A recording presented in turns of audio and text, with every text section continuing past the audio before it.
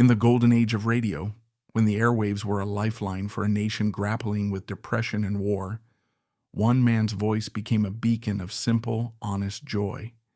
He wasn't a crooner in a suit or a Hollywood star. He was a barefoot man in overalls, holding a guitar, standing on the most famous stage in country music. He called himself the drifting plowboy. His name was Lew Childre. He was one of the popular stars of the Opry's first golden era, of the Grand Ole Opry, a man who taught America how to laugh at the hardships of life, not in spite of them. He laid the foundation for a brand of comedy that would define Nashville for half a century, paving the way for legends like Minnie Pearl and Archie Campbell. He was, in his time, as essential to the Opry as the fiddle or the banjo. But fame is a fickle friend, and history, it turns out, has a very short memory. The story of Lew Childre is the story of a pioneer who drew the map but whose name was left off the final print.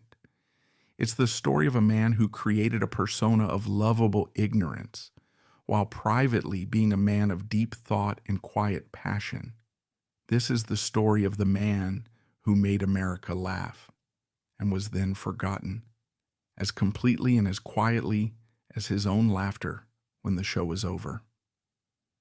The world that gave birth to Lew Childre in 1901 was a world of stark contrasts, a land still haunted by the ghosts of its own history. The American South at the turn of the century was a region struggling to define itself nearly 4 decades after the devastation of the Civil War. It was an overwhelmingly agrarian society, a place where life was dictated not by the clock on the wall, but by the sun in the sky and the rhythm of the seasons. This was a world built on dirt. Red clay in Alabama, black soil in the Mississippi Delta, sandy loam in the Carolinas. This dirt was the source of all life and all struggle. For a few, it represented wealth and ownership, the legacy of the old plantation system. But for the vast majority, both black and white, it represented a life of relentless, back-breaking labor with little reward. The sharecropping system, which trapped families in a cycle of debt to the landowner, was a form of economic bondage. Each year was a gamble against the weather, the pests, and the fluctuating price of cotton or tobacco. Life was intensely local. The county seat was the center of the universe. News traveled slowly, passed by word of mouth at the general store, the post office, or after the Sunday service. Communities were isolated by poor roads and long distances, forcing them to be self-reliant. They grew their own food, made their own clothes, and, most importantly, created their own entertainment. And that is where music lived. Not in grand concert halls, but on the sagging PPA front porches of unpainted clapboard houses. It was the soundtrack to existence itself. The music of the White South was a rich, tangled tapestry of ancient traditions. From the Appalachian Mountains, the isolated hollows had preserved the ballads and fiddle tunes of their Scots-Irish ancestors. These were the high, lonesome sounds of love, loss, and tragedy, stories carried across an ocean and kept alive for generations. From the church came the soul-stirring power of gospel music. Shape note singing, with its powerful 4-part harmonies, filled the air in small country chapels, offering a promise of salvation and a release from the burdens of the weak. This music wasn't performed, it was embodied. It was a direct, unfiltered expression of faith, hope, and sorrow. And woven through it all was the undeniable revolutionary influence of African American musical traditions. The banjo, an instrument with African roots, had been adopted into the white string band sound. And from the fields and the juke joints came the blues, a raw, elemental language of pain and perseverance that would seep into the very bedrock of all American popular music to come. This musical gumbo was the air Lew Childre breathed as a boy in Alabama. He would have heard it all: the fiddler at a Saturday night barn dance, the mournful slide of a bottleneck guitar from a distance, the powerful swell of a hymn from a church down the road. It was a world where music wasn't a choice, but a fact of life, as real and present as the humid summer air. But this fragile traditional world was on the cusp of a cataclysmic change. An economic storm was gathering on the horizon, one that would shatter the old ways of life and leave millions adrift, creating a desperate hunger for a new kind of connection, a new kind of comfort. The Great Depression was not a single event, but a slow creeping catastrophe. When the stock market crashed in October 1929, the shock waves didn't hit the rural South immediately like a tidal wave. It was more like a rising tide of poison. The price of cotton, already low, collapsed completely. Banks, which held the mortgages on countless family farms, began to fail, one by one. The delicate web of credit that held the agricultural economy together simply disintegrated.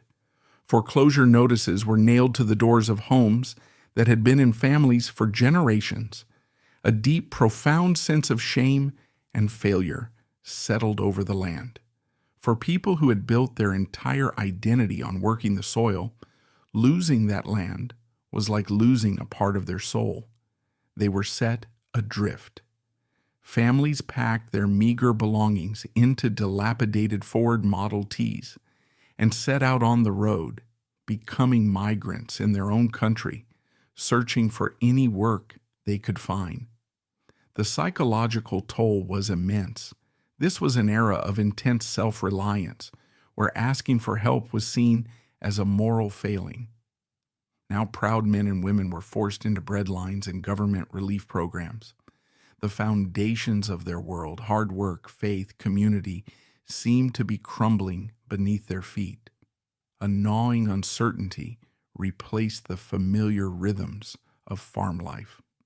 It was in this climate of despair that a new kind of magic entered the American home. It was a piece of furniture that spoke, a box that sang, an electric hearth around which the modern family would now gather. The rise of radio in the 1930s cannot be overstated.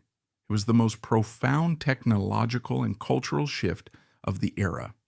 For the first time, the isolation that had defined rural life was broken. A family living in a remote shack in the Alabama backwoods could now hear the same broadcast as a family in a New York City apartment. It was a thread of connection, a shared national experience in a time of deep division and anxiety. The radio became the center of the home. It brought the world in, the calm, reassuring voice of President Franklin D. Roosevelt in his fireside chats, the dramatic suspense of radio plays, the glamour of big band orchestras from Chicago ballrooms. It was an escape hatch from the grim realities of daily life. For a few hours each evening, a family could forget their troubles and be transported to another world. And on Saturday nights across the South and the Midwest, millions of those radio dials were tuned to one specific spot, 650 on the AM band, the clear channel signal of WSM in Nashville, Tennessee. The show that crackled to life from WSM was initially called the WSM Barn Dance. Its founder was a visionary announcer named George D. Hay, a former journalist who styled himself the solemn old judge. Hay had an instinctive understanding of his audience. He knew they weren't interested in the polished, urbane sounds that dominated much of the national airwaves. They were hungry for the music of their own lives. He wanted his show to be, in his words, down to earth and unpretentious. In 1927, he famously rebranded the show. Following a broadcast of a classical music program, Hay stepped to the microphone and declared, "For the past hour, we have been listening to music taken largely from Grand Opera. From now on, we will present the Grand Ole Opry." The name was a stroke of genius, a playful populist jab at the high culture of the elite. It perfectly captured the show's spirit. The early Opry was not a concert, it was a happening. It was raw, chaotic, and thrillingly authentic. Performers were often actual farmers, miners, and railroad workers who were also gifted musicians. They'd drive into Nashville on a Saturday, perform their set live on the air, and then drive back home in time for church the next morning. The music was a wild mix of furiously paced fiddle tunes from acts like the Fruit Jar Drinkers and the heartfelt family harmonies of the Carter family, who became the show's first true superstars. The audience, both the thousands who crammed into the Ryman Auditorium and the millions listening at home, felt a deep sense of ownership over the show. These weren't distant, untouchable celebrities. These were their people singing their songs. The Opry became a Saturday night ritual, a cultural institution that affirmed the values and traditions of a vast, underserved part of the country. But there was still something missing. Amidst all the beautiful music, the heartfelt hymns, and the foot-stomping breakdowns, there was a space. In a world suffocating under the weight of the Depression, the Opry offered solace and a connection to tradition, but it hadn't yet found a consistent way to offer the one medicine that was perhaps most desperately needed: the simple, powerful, healing gift of laughter. The stage was set. The audience was waiting. They just didn't know who they were waiting for. He was out there on the dusty roads of the vaudeville circuit, a young man with a guitar, a harmonica, and an idea for a character who would soon become the soul of the show. But before this man could answer a nation's call for laughter, he first had to find his own voice and invent the character that would deliver it. That journey began not on a grand stage under bright lights, but in the small towns and on the dusty back roads of a South that had an entirely different life planned for him. To understand the drifting plowboy, we must first meet Lew Childre, the doctor's son who turned his back on a respectable future to chase the uncertain calling of the itinerant entertainer. Every character, whether in a grand play or on the humble stage of life, has an origin story, a moment, or a series of moments where they cease to be one thing and begin to become another. For the character of the drifting plowboy, that origin was not in the fertile soil of a farm, but in the hardened mind of a young man who was born to be anything but a plowboy. His journey to that iconic barefoot persona began in the small town of Op, Alabama, and it was a journey away from the life everyone expected him to lead. Lew Franklin Childre was born on November 27, 1901. He was not the son of a sharecropper or a mill worker. His father, Dr. Warren Childre, was the town physician, a respected figure of authority in education. The Childre household was one of relative comfort and high expectation. A doctor's son in the early 20th century South was expected to follow a similar professional path, to become a doctor, a lawyer, a man of standing in the community. Young Lewis, however, was tuned to a different frequency. While his father's world was one of science, anatomy, and quiet, sterile offices, the world outside Lewis's window was teeming with a vibrant, chaotic symphony of sound. This was the music that truly fascinated him. He wasn't drawn to the parlor piano, but to the raw, untamed sounds of the people. He absorbed it all, the intricate finger-picking styles of the black guitarists he heard, the rapid-fire notes of the fiddle players who animated the local square dances, the powerful call and response of the hymns that poured out of the church windows on Sunday. He was a quiet, observant boy, and he began to teach himself to play, not through formal lessons, but by listening and imitating. He picked up the guitar, and instead of the standard country strumming, he was drawn to a more complex, Spanish-influenced style, one that allowed for melody and rhythm to be played simultaneously. It was a sophisticated choice that hinted at the serious musician lurking within. He also mastered the harmonica, learning to make it cry and laugh to turn it into an extension of his own voice. His father surely saw this musical obsession as a youthful diversion, a phase that would pass. But for Lewis, it was a calling. The idea of a life spent in an office, of a predictable, stable career, felt like a cage. The life he craved was the one he saw in the eyes of the itinerant performers who occasionally passed through town. Their clothes might be frayed and their futures uncertain, but they possessed a freedom he found intoxicating. They carried their entire world in a guitar case and a satchel of stories. They were connected to the country in a way a doctor, for all his importance, could never be. They were beholden to no one but the next audience. So as a young man, he made a choice that must have seemed like madness to his family. He turned his back on the respectable life that had been laid out for him. He packed his guitar and his harmonicas and walked away from Op, Alabama, stepping onto the long, dusty road of the traveling entertainer.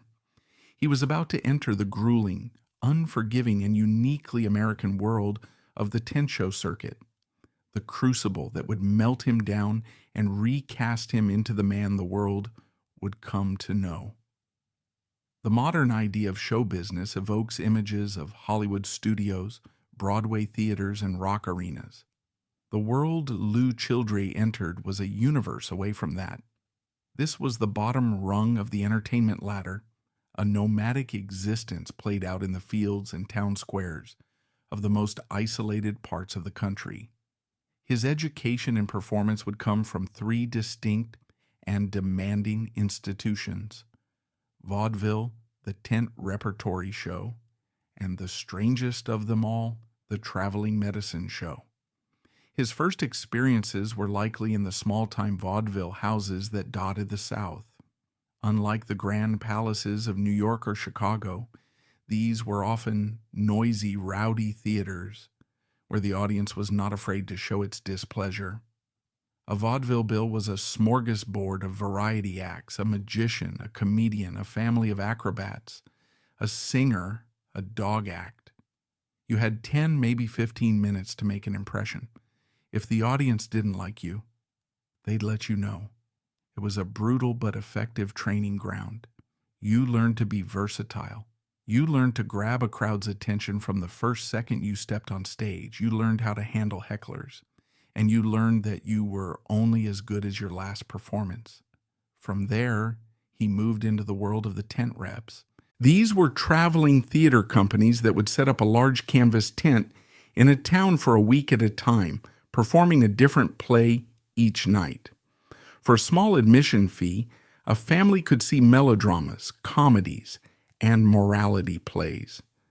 As a musician, Childre's job would have been to act as a one-man orchestra. He'd play before the show started to draw people in, provide musical interludes between scenes, and add dramatic flair, a sad harmonica wail for a tragic moment, an upbeat guitar tune for a happy ending. Here, he learned about dramatic timing, about how to use music to manipulate an audience's emotions, and about the structure of storytelling. But it was in the medicine show that he would receive his Ph.D. in the audience psychology. The traveling medicine show was a uniquely American institution, a bizarre and brilliant fusion of entertainment, marketing, and outright fraud. The central figure was the doctor or professor, a master of pseudoscience and salesmanship. He would roll into town in a garishly decorated wagon and set up a small stage.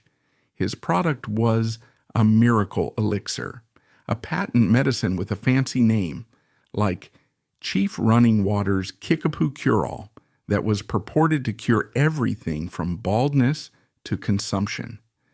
The liquid in the bottle was usually little more than alcohol, sugar, and some harmless herbs, but that wasn't the point. The point was the sell.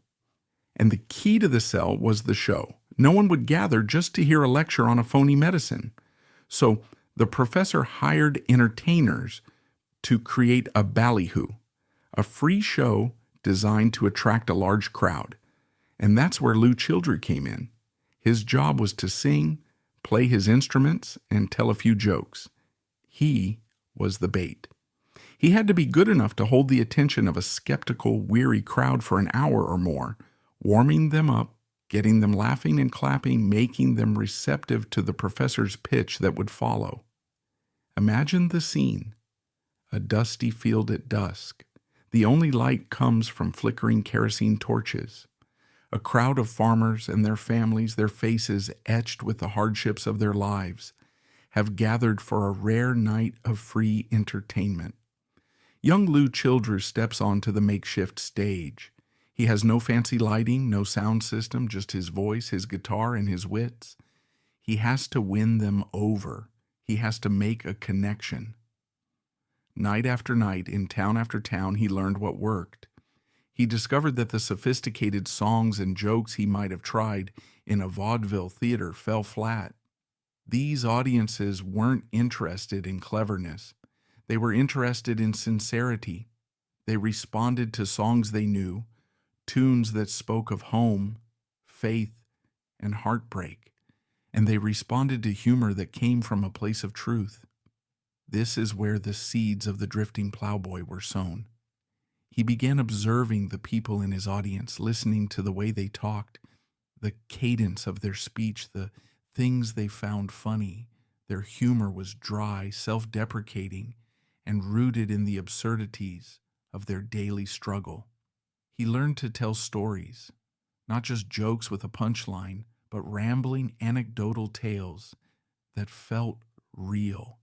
He'd talk about the stubbornness of a mule, the gossip at the general store, the folly of a man trying to outsmart his wife. He was holding up a mirror and the crowd roared with laughter because they saw themselves. In this harsh, unforgiving environment, Lew Childre was not just honing his craft.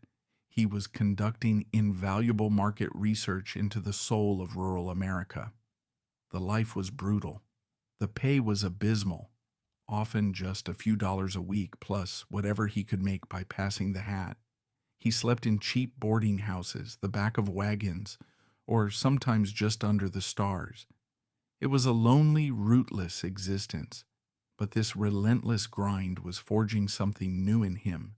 He was shedding the skin of the doctor's son and discovering a new identity.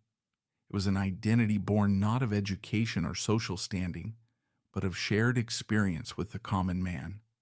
It was out of this exhaustion, this poverty, and this deep well of observation that the character finally began to crystallize. It wasn't a cynical marketing ploy. It was an act of profound empathy. He realized that to truly connect with his audience, he couldn't just perform for them. He had to become one of them. The genesis of the drifting plowboy was a stroke of theatrical genius born from years of failure and small successes. First came the costume, or rather the anti-costume. One night he decided to abandon the cheap, worn-out suit of the vaudeville performer. He walked on stage wearing what the men in his audience wore to work every day, a simple pair of denim overalls. It was a radical act. It immediately shattered the barrier between the performer and the audience. It was a visual declaration of solidarity. Then came the most famous element of all, the bare feet. The story goes that he did it on a whim, but it was a gesture loaded with meaning. It signified a connection to the earth. It was a symbol of poverty, humility, and a rejection of worldly pretense. For the audience, many of whom spent their own days working the soil barefoot, it was an immediate and powerful sign of authenticity. This wasn't some city slicker pretending to be a country boy. This was the real thing. With the look established, he perfected the voice and the mannerisms. He slowed his speech down to a deliberate, thoughtful drawl. He adopted a posture of slight confusion, as if the modern world was a constant puzzle to him. His catchphrase, "Now, I don't know," became his signature. It was the perfect opening. It wasn't aggressive or demanding. It was an invitation. It suggested a humble man simply trying to work things out, and it made the audience lean in, eager to hear what simple, profound, or funny observation might follow. The final crucial piece of the puzzle was the juxtaposition of this simple character with his undeniable musical talent. The audience would laugh at the Plowboy's gentle, bumbling stories. They'd feel a sense of comfortable superiority. And then he would lift the harmonica to his lips or let his fingers dance across the guitar strings. In that instant, the fool would vanish and a master musician would appear. The music that poured out of him was complex, soulful, and beautiful. This was the genius of the act. The comedy made him lovable, but the music made him respected. The audience could laugh at the character, but they had to admire the artist. It was a perfectly balanced performance that satisfied on every level. He had done it. After years of struggle, he had created something entirely new, something perfectly suited for the time and the place. He was no longer Lew Childre, the doctor's son from Alabama. He was the drifting Plowboy. He had a character, he had an act, and he had a destination in mind, Nashville. The Grand Ole Opry was broadcasting a signal of pure, unadulterated country authenticity, and Lew Childre now had an act that was ready to answer the call.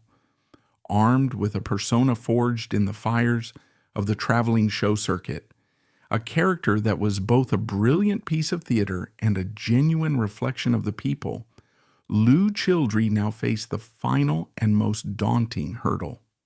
It wasn't enough to have a great act. He had to convince the fiercely traditional gatekeepers of country music's mother church that a barefoot comedian belonged on their sacred stage.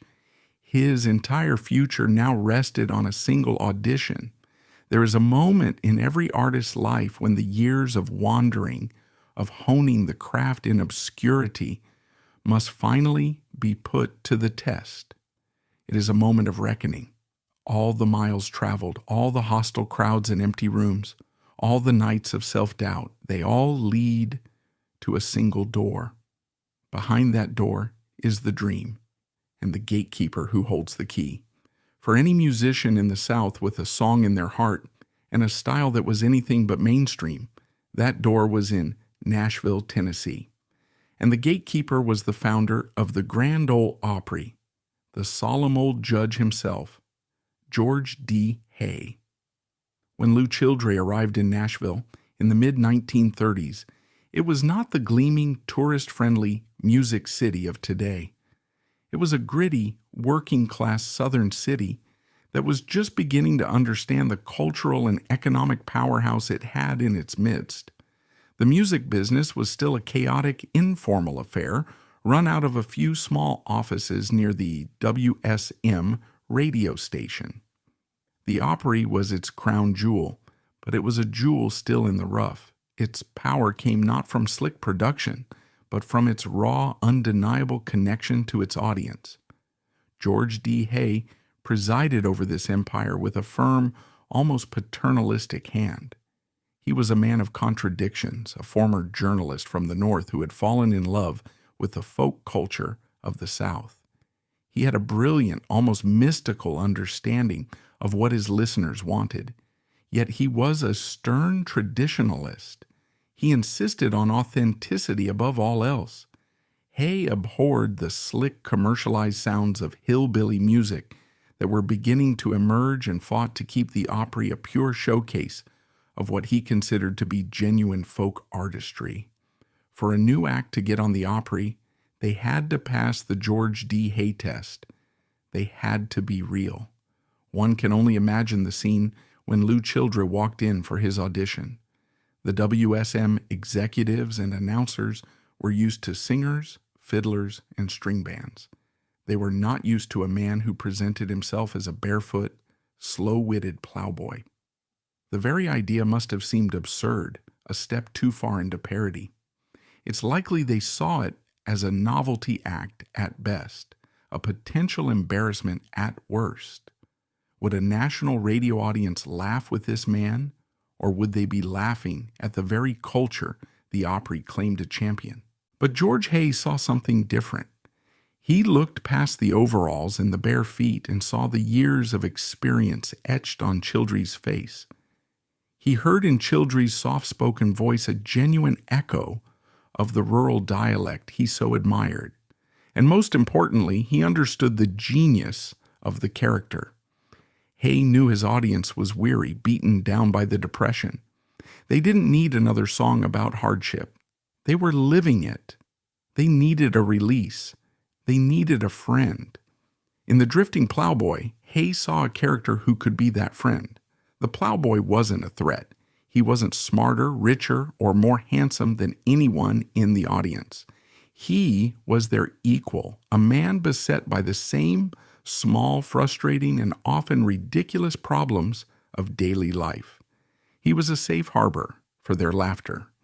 And when Childre picked up his guitar and played, Hay, a connoisseur of authentic musicianship, would have recognized the deep well of talent that anchored the entire act.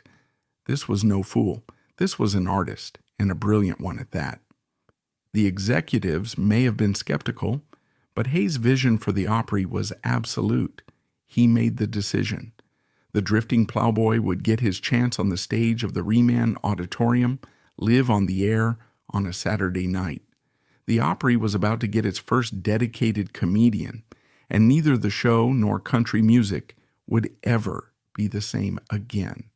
To be in the Ryman Auditorium for a Grand Ole Opry broadcast in the 1930s was to be at the epicenter of a cultural earthquake. It wasn't a performance venue, it was a tabernacle. The audience would sit on hard, unforgiving wooden pews that had been built for church services. The air, long before air conditioning, was thick with the southern summer heat, the smell of popcorn, and the faint scent of chewing tobacco. The relationship between the performers on stage and the audience in those pews was electric, immediate, and deeply personal. The show itself was a marvel of organized chaos. Announcers like the beloved David Stone would seamlessly weave performers on and off the stage while reading live commercials for everything from Martha White flour to patent medicines that promised to cure an ailing chicken. There was no pretense, no artifice. It was live, it was real, and anything could happen. Into this whirlwind stepped Lew Childre for his debut. Imagine the scene from the audience's perspective. The announcer introduces a new act, the drifting Plowboy. Out shuffles a man in overalls and bare feet, looking slightly lost, blinking in the bright stage lights. A ripple of curiosity, perhaps even confusion, would have spread through the hall. Who was this? What was this? He wouldn't have rushed his entrance. He would have ambled up to the microphone, maybe adjusted it awkwardly, and looked out at the thousands of faces staring back at him. Then he would have delivered his opening line, that classic disarming phrase, spoken not like a performer, but like a neighbor leaning over a fence post. Now, I don't know. The hall would be quiet. He'd pause, letting the silence hang in the air. Then he'd launch into one of his slow, rambling stories. Perhaps it was about trying to fix a piece of farm equipment with the wrong tool, or a comical misunderstanding with the preacher, or the sheer illogical stubbornness of his old mule Hector. The story would meander, taking its sweet time, filled with the gentle rhythms and peculiar phrases of country life. At first, there would be a few chuckles of recognition. Then, as the story built, a wave of gentle rolling laughter would start from the front pews and spread throughout the entire auditorium. They weren't laughing at a punchline. They were laughing because he was telling their stories. Every man in that audience had dealt with a stubborn animal. Every woman had watched her husband make a simple task impossibly complicated. He wasn't a comedian telling jokes. He was a folklorist, finding the universal humor in their specific lives. And then, just as the laughter crested, he would stop talking. He would pick up his guitar. His entire demeanor would shift. The bewildered look would vanish, replaced by a quiet, focused intensity. His fingers would fly across the fretboard, producing a melody so intricate and soulful it seemed impossible that it was coming from the same man. The audience, which had been laughing seconds before, would now be held in a stunned, appreciative silence by the sheer beauty of his music. In one 5-minute performance, he had given them everything the Opry stood for: authenticity, humor, and breathtaking musicianship. It was a triumph.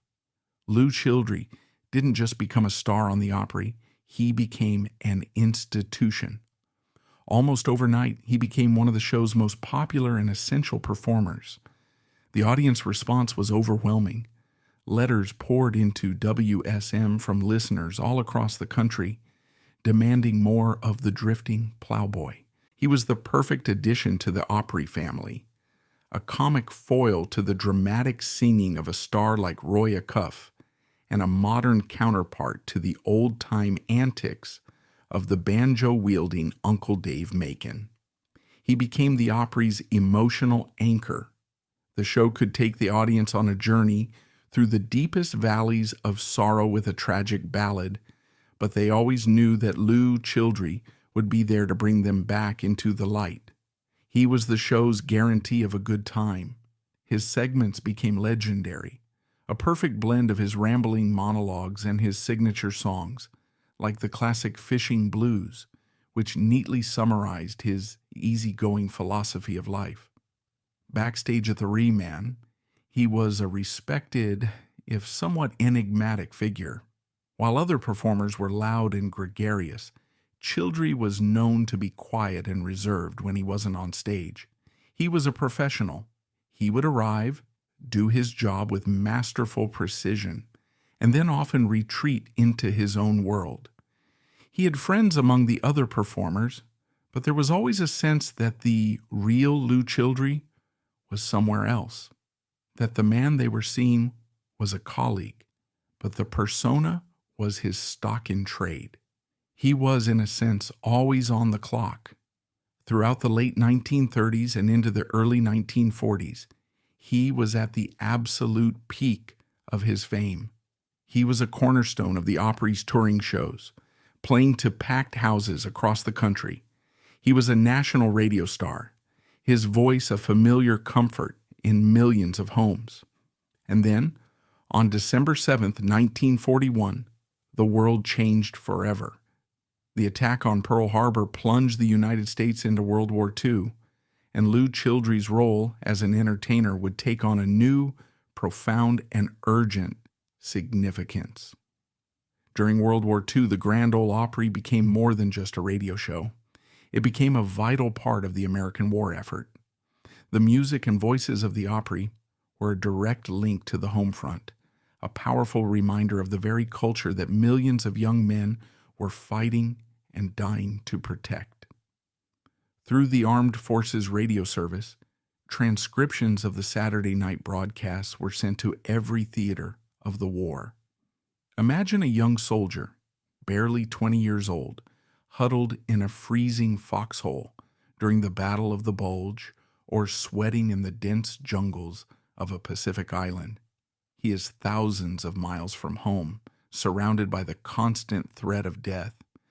And then, over a crackling field radio, he hears a familiar sound from back home. He hears the roar of the Re-Man crowd, and then that slow, unmistakable Alabama drawl. It's Lew Childre, the drifting plowboy. He isn't talking about the war. He isn't talking about patriotism or sacrifice. He's talking about his mule. He's talking about going fishing. He's telling a silly story about a misunderstanding at the post office. For that young soldier, those simple, humorous stories were more powerful than any rousing speech. They were a 5-minute furlough for the soul. They were an audio snapshot of the peaceful, sane, and wonderfully ordinary world he longed to return to. Lew Childre's humor became a form of national therapy. It was a gentle insistence that even in the face of global conflict and unimaginable horror, the small, simple things in life still mattered. A stubborn animal was still funny. A fishing trip was still something to dream about. His character, the simple Plowboy, became a symbol of American innocence and resilience. He was the voice of the home that the soldiers carried in their hearts. He was at the zenith of his power and his fame, a beloved and essential member of the Opry cast, a beloved national voice whose simple humor helped to sustain a country through its darkest hours. As the war ended and a victorious America looked towards a future of unprecedented peace and prosperity, it seemed that the star of the drifting Plowboy could only continue to rise.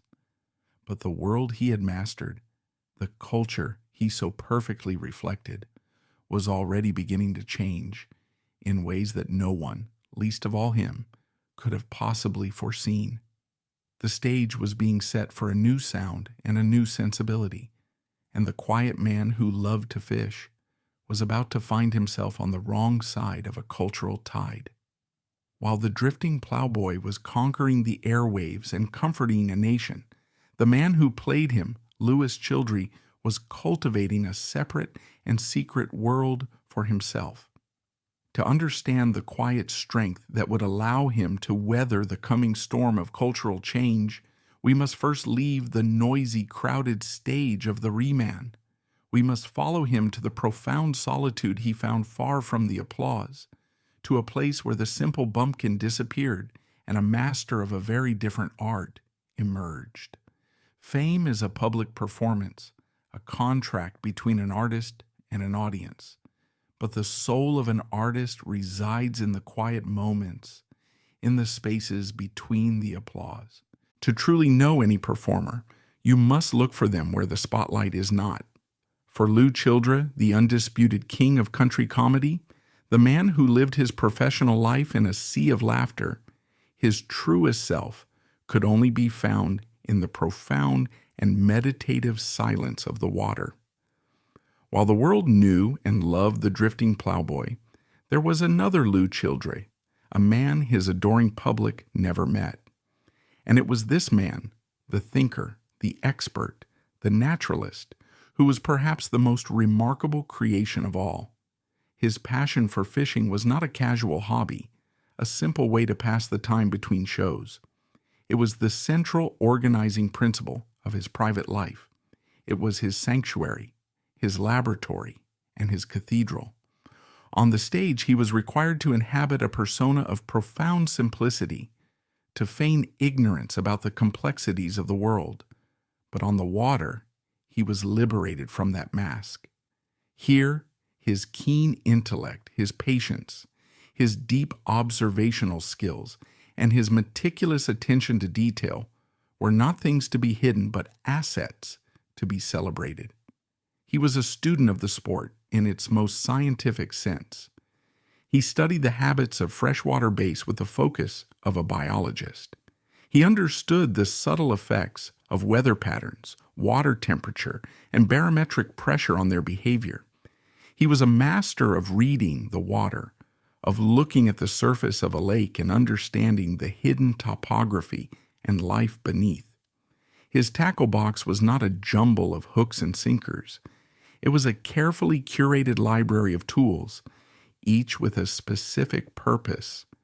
He was an early innovator in the use of artificial lures, experimenting endlessly with different shapes, colors, and retrieval techniques to discover what would trigger a fish to strike. This was the ultimate contradiction. The man who played the fool for a living was, in his private life, a respected intellectual in his chosen field.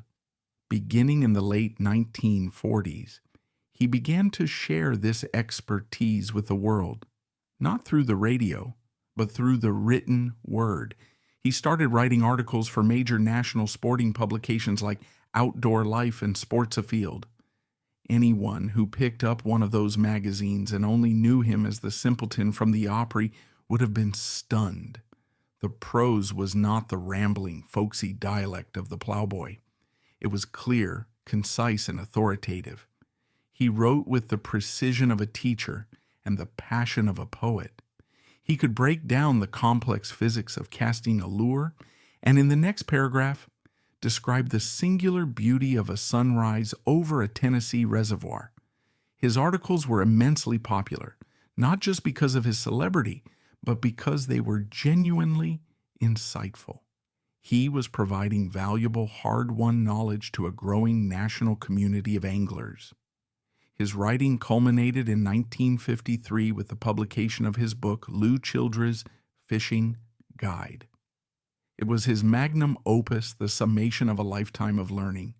The book was a comprehensive guide to the art and science of bass fishing, filled with detailed instructions, diagrams, and his own personal philosophies. It was a testament to the man behind the mask, the sharp, analytical, and deeply thoughtful Lew Childre that the Opry audience never knew. Living this dual life must have created a strange psychological tension. Imagine the quiet satisfaction of receiving a letter from a reader in another state, thanking you for a brilliant piece of technical advice that helped him land the biggest fish of his life. And then, hours later, stepping onto the Ryman's stage to tell a joke about being too dumb to operate a simple piece of farm machinery. There must have been a part of him that yearned for the two halves of his life to be reconciled, for the world to see and appreciate the full scope of his being. His fishing life was a quiet, dignified rebellion against the very persona that made him famous. It was the place he went to remember who he was when the laughter died down. But while Lew Childre was finding this deep private fulfillment, the public world that he had so masterfully conquered was undergoing a seismic transformation. The America that emerged from World War II was a nation remade. A torrent of pent-up economic energy was unleashed. The GI Bill sent millions of former soldiers to college and helped them buy their first homes. Families left the farms and small towns for new jobs in the cities and the sprawling, optimistic landscapes of the suburbs. The country was becoming wealthier, more educated, and more connected. The old rural culture that had been the bedrock of the Opry's audience was no longer a lived reality for a growing number of Americans. It was becoming a nostalgic memory, a sepia-toned photograph of a world that was rapidly fading away. And as the audience changed, so did its tastes. The first wave of change came in the form of a new sound that was everything the old-time music of the Opry was not. It was called honky-tonk. This was not the music of the front porch or the church picnic.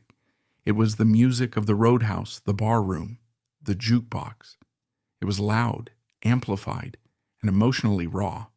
Its themes were not the simple verities of country life, but the complex, messy realities of adult relationships, drinking, cheating, temptation, and regret.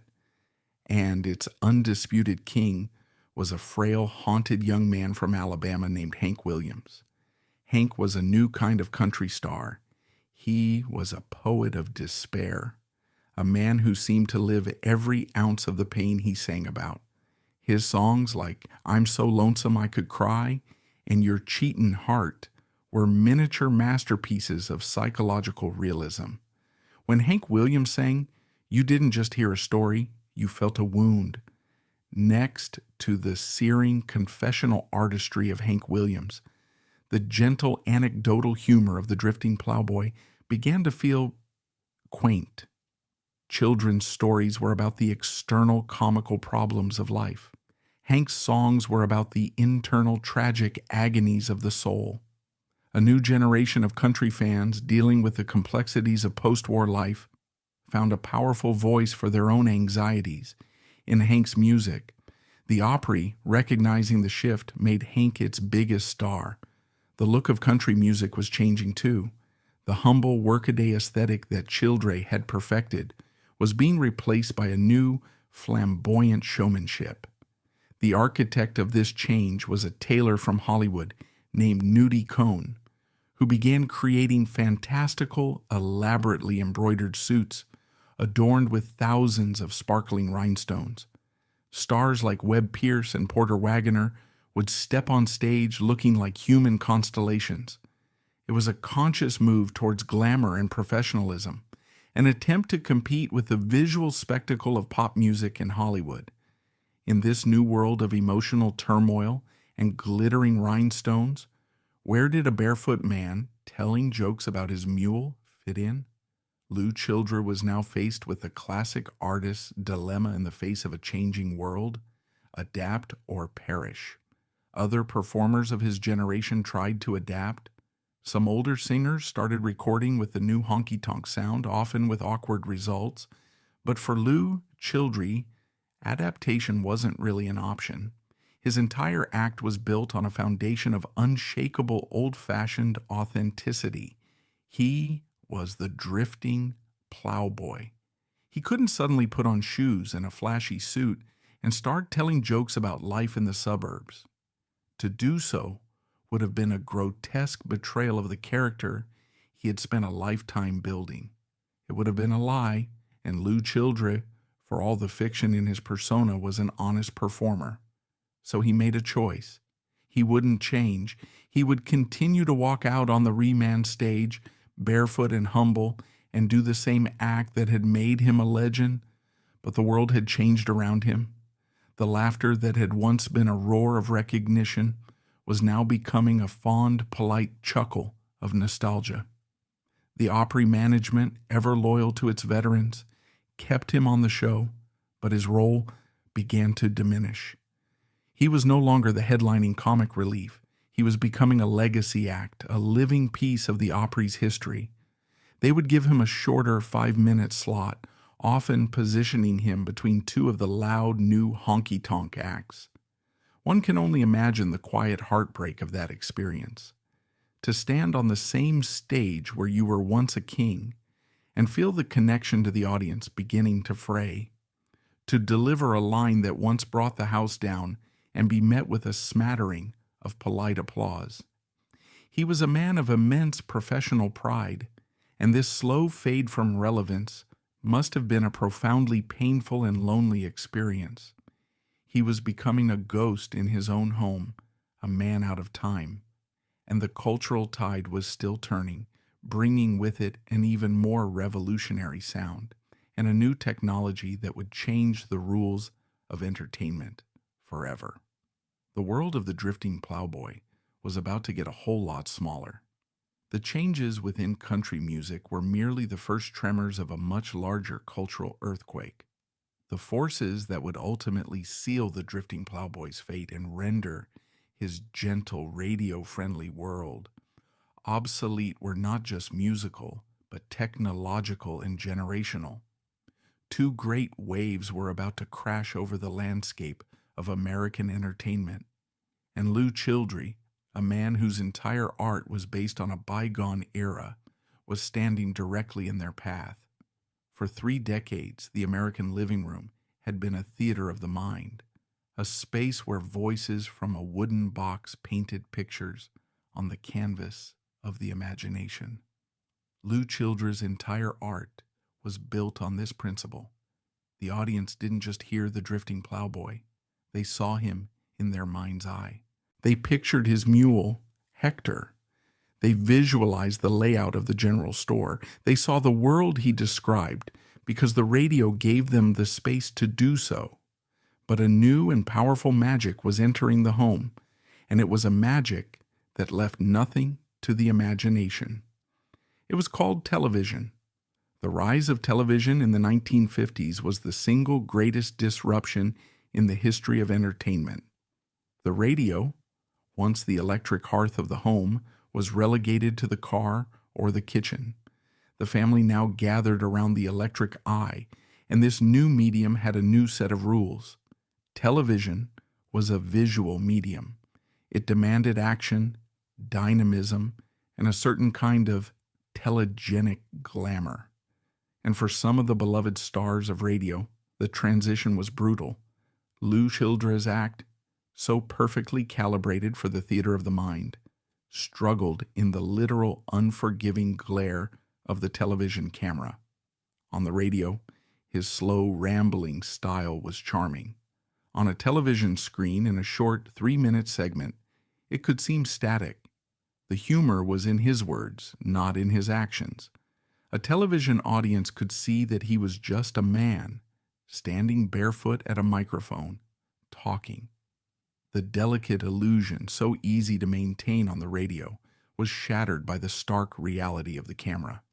He made a few television appearances on network shows affiliated with the Opry, but the magic never fully translated. He was a creature of the airwaves, and he was beginning to drown in a new ocean of light and image. But an even more profound and explosive change was coming. It wasn't just a new technology. It was a new sound, a new attitude, a new generation. And it would arrive on the Opry stage one fateful night in 1954, embodied in the twitching hips and defiant sneer of a young man from Memphis. His name was Elvis Presley. He was a cultural supernova, a fusion of country sincerity, blues swagger, and a raw, untamed energy that the world had never seen before. When Elvis performed, it wasn't just a song, it was a physical event. He was a lightning rod for all the hopes, frustrations, and desires of a new post-war generation of teenagers who had money in their pockets and a yearning for a culture of their own. His one and only performance on the Grand Ole Opry is now the stuff of legend. He sang his revved-up version of the blues standard, Blue Moon of Kentucky. The younger members of the audience screamed with an intensity that the Ryman had never experienced. But the Opry establishment, the old guard, was horrified. This wasn't music. It was noise. It wasn't heartfelt. It was dangerously sexual. This was a direct assault on the traditional family values that the Opry had always represented. The story, perhaps apocryphal but endlessly repeated, is that after the performance, the powerful Opry manager Jim Denny bluntly told Elvis, "You ain't going nowhere, son. You ought to go back to driving a truck." It was a catastrophic miscalculation, but it revealed the deep, unbridgeable chasm that had opened between the old world and the new. For Lew Childre and the other veterans of his era, this must have been a profoundly disorienting moment. He was standing on the front lines of a cultural revolution. The simple, gentle humor of the drifting plowboy and the rebellious, primal scream of rock and roll could not coexist in the same universe. They were speaking two different languages to two different Americas. The arrival of Elvis was the death knell for the cultural era that had made Lew Childre a star. The world hadn't just changed. It had been remade in an instant, and he was now a relic in a museum that was being torn down. This inevitable decline leads to the most persistent and painful question of Lew Childre's legacy. Why was he so completely forgotten, while his comedic successor, Minnie Pearl, became an enduring American icon? To blame Minnie is to miss the point entirely. She was a brilliant performer and a savvy businesswoman. The truth is more complex, and it reveals a great deal about the mechanics of fame. Lew Childre was the pioneer. He was the one who kicked down the door and proved to the Opry that a comedian could be a headline act.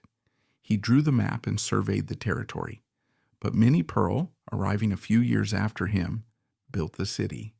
Her character, conceived by the brilliant Sarah Ophelia Colley Cannon, was in many ways a more evolved and durable version of the country bumpkin archetype. Minnie had a memorable, iconic look. The straw hat with the $1.98 price tag still dangling, the frilly country dress. It was a visual brand, perfectly suited for the age of television and mass media. She had a clear, universal motivation. She was from the fictional town of Grinders Switch, and she was always on the lookout for a feller. This simple, relatable quest gave her character a narrative drive that the more passive, observational Plowboy lacked. And her signature booming "Howdy, I'm just so proud to be here" was a catchphrase for the ages. Minnie's character was also, crucially, less a reflection of a specific disappearing culture and more of a timeless, lovable caricature. She was an underdog, a hopeful innocent in a confusing world. That archetype is universal and eternal. The drifting Plowboy, so deeply rooted in the realities of the Depression-era South, was an archetype of a specific time. When that time passed, the cultural context for his character evaporated. Minnie Pearl became a legend because she was able to transcend her era. Lew Childre was forgotten because he was so completely and so beautifully a part of his. His final years at the Opry were a study in quiet dignity. He was a ghost haunting his own past. He would still put on the overalls, still take off his shoes, and still walk out to the microphone to do his 5-minute set. He was a beloved figure, a respected elder statesman, but he was no longer a star. The business of country music had become just that, a business.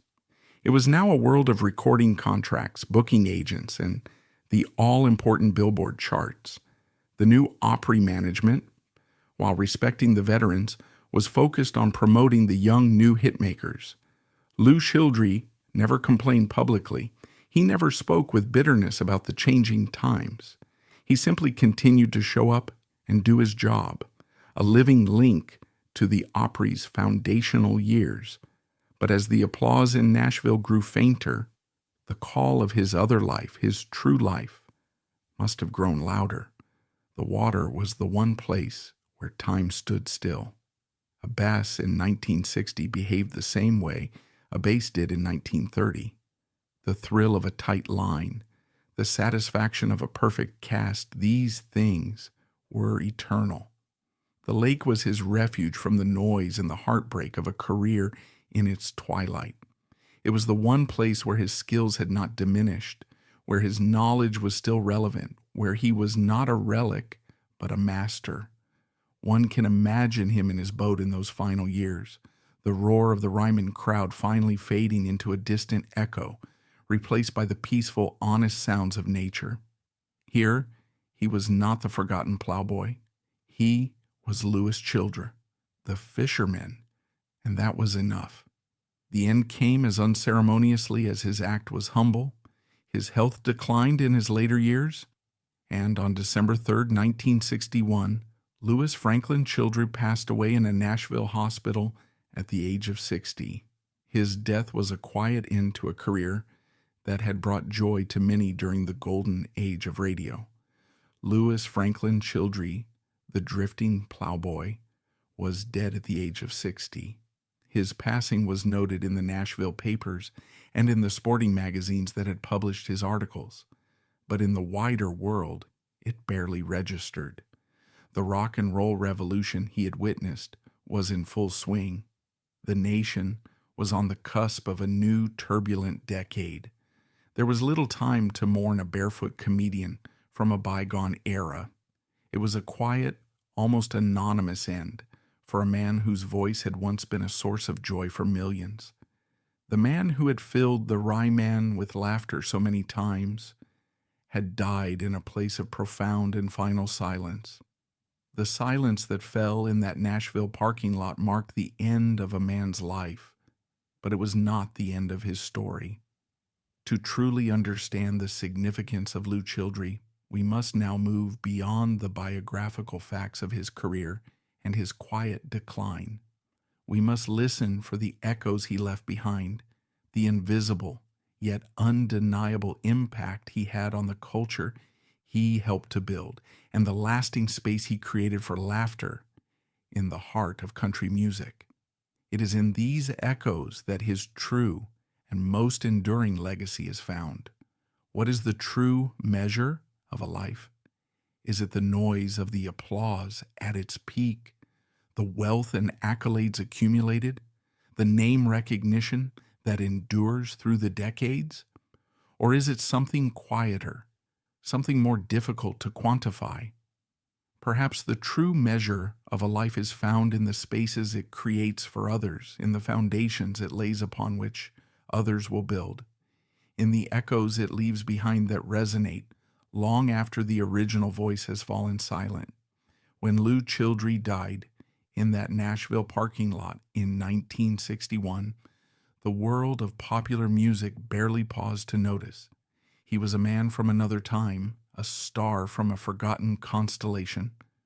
By the metrics of enduring fame, his life could be seen as a tragedy, a pioneer lapped by the tides of progress, a king left to wander the halls of his old castle as a ghost. But to see his life that way is to miss the profound and lasting nature of his contribution.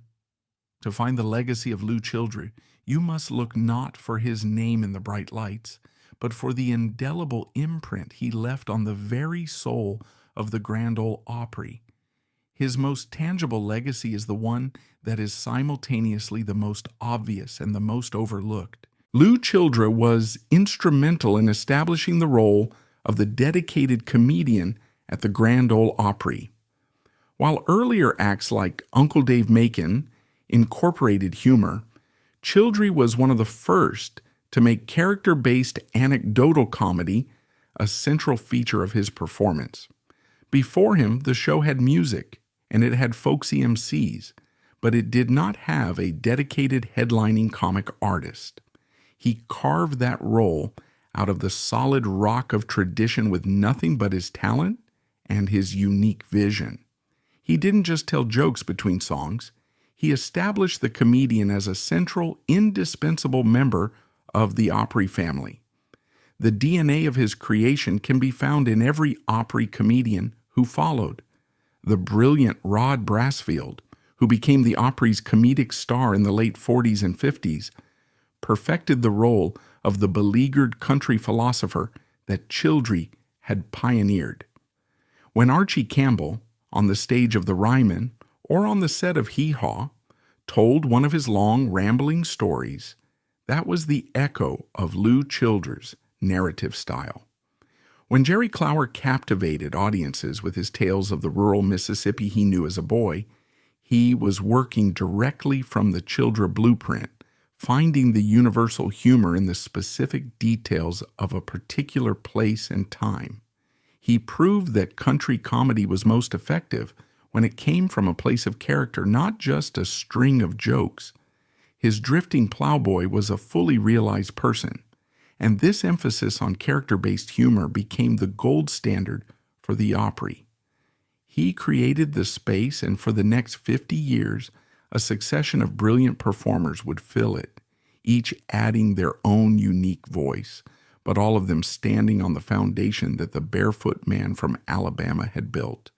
But his significance extends beyond the world of entertainment.